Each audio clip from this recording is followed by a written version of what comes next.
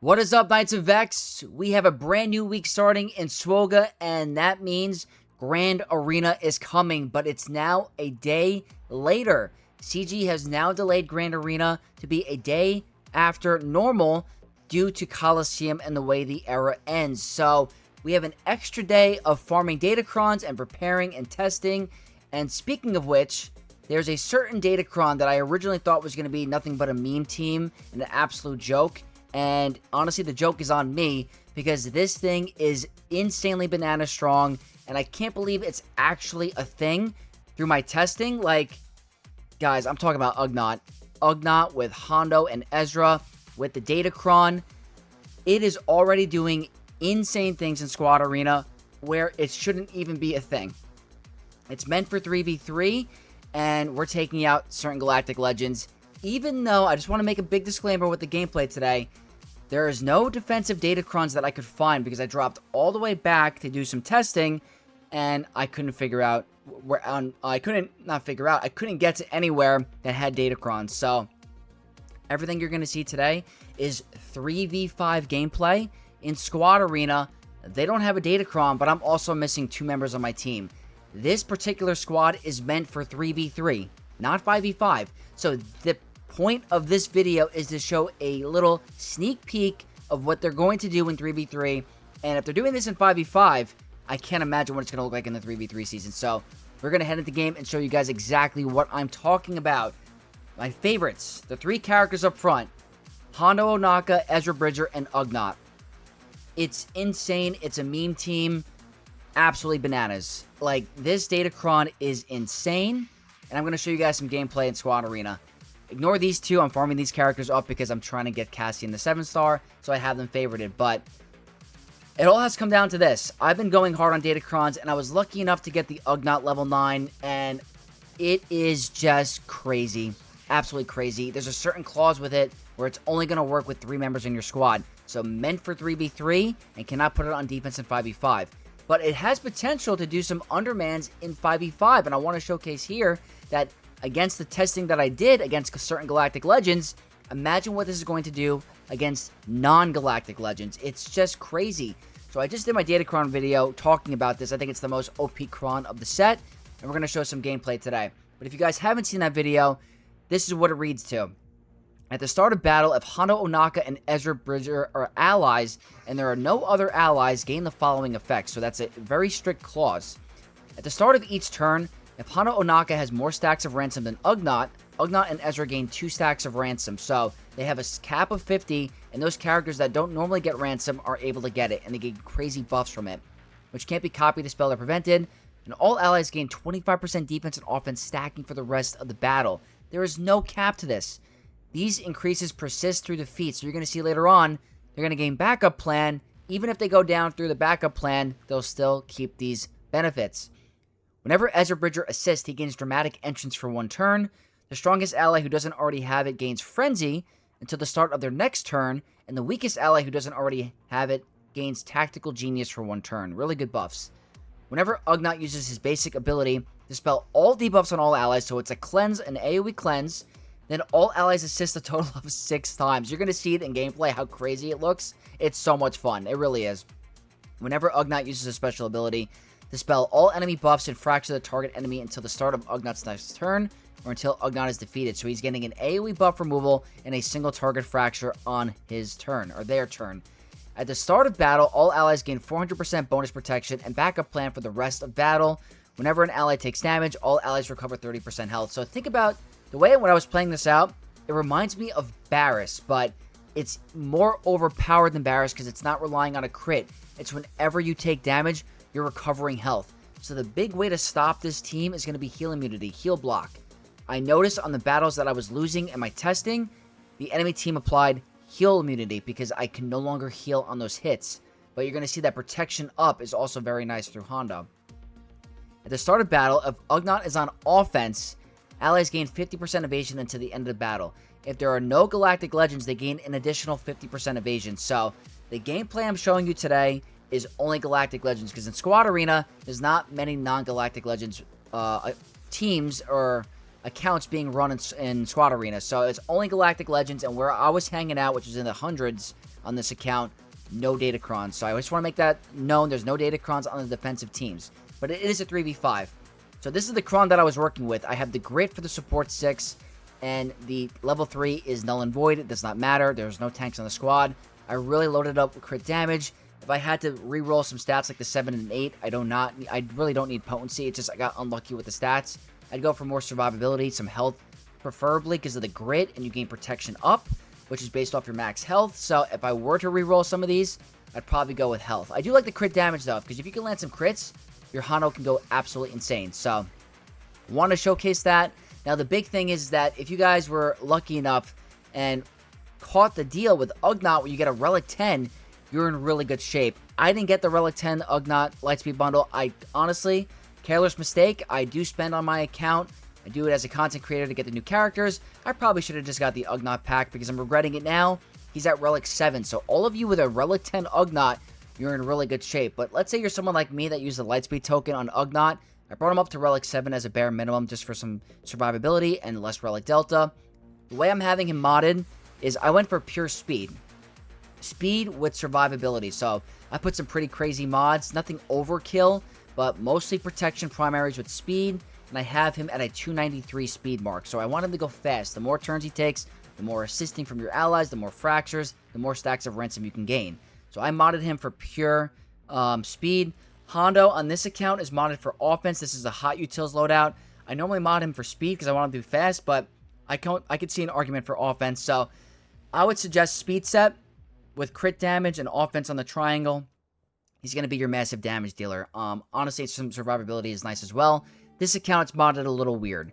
Now, honestly, with my testing against Galactic Legends, Ezra seems to be the weakest link, and he seems to die a lot. Doesn't really do a lot. I'm sure if he were to survive, he'd be doing way more. I think this squad is going to gain real potential against non-GL teams, but it will. I know for sure. Just on my testing here, even with no Datacrons, you're going to be able to take out certain Galactic Legend squads in 3v3. I just know it, and I'm thinking Pirate King Hondo is going to be one, and probably Lord Vader, because if you have the support Grit level 6, those dots are going to do nothing to you. So I think Lord Vader is going to get countered by Ugnaught this season. I really, really do. But this is the team. Now, what I want to do now is show the gameplay, and it is really, really exciting. So what I'm going to do is I'm going to go full screen over here, and we're going to transfer over to the gameplay. And like I said, I just want to reiterate, looks like I got to move myself because of my Datacron video, but over here, this is the gameplay. I have it all in a video format. Practically, I'm going against a Relic 10 Lord Vader with all clones. 3 of them are at Relic 6, and Scorch is at Relic 9. No Datacrons. So my Datacron is the exact one I'm showcasing. I have Hondo, Ugnaught, and Ezra Bridger. That is it. That is it. So I'm going to play this battle out and show you guys what it's like. It is really interesting. So Lord Vader's going to go first, obviously. The Grit is very clutch here because you're immune to those dots. We can't gain Turn Meter because Scorch prevents enemies with dots to gain Turn Meter, but it doesn't matter. Now, over here, for this particular battle, you don't want to go for the buff removal because I found that when you remove the buff on Scorch, you're going to get Order 66. You have a high chance of dying and not getting revived, so you do not want to do the AoE. You want to stick to basics. Look at how many assists is going on here. And the stacks of ransom is really your friend. You really want to utilize that mechanic. I'm constantly calling Ugnaught to assist because he's really benefiting by calling his allies to assist. Notice I didn't do any buff removals. I'm trying to get rid of Scorch by just pure damage. That's really fast. That's a Relic 9 Scorch. I know they don't have a Datacron, but in 3v3, it's going to be different. There's not that many characters, and you have Hondo's Omicron active, which is going to be very, very helpful for your damage. So that was an absolute breeze. The basics are just so freaking clutch. This is a Relic 10 Lord Vader. It's crazy. It's a 3v5, and these characters are honestly, 2 of them are kind of trash. The only decent one is OG Hondo, who's used quite a bit, but he's just a massive facilitator. It's practically get Hondo to go like absolutely insane, but Lord Vader, like, this is a very good banner win. And these are characters you simply do not use. He's gone. It's just crazy. Who thought Ugnaught was going to take out Galactic Legends in 2026? Like, that is bananas. Absolutely bananas. Can't believe it. But, yeah, that's just absolutely insane.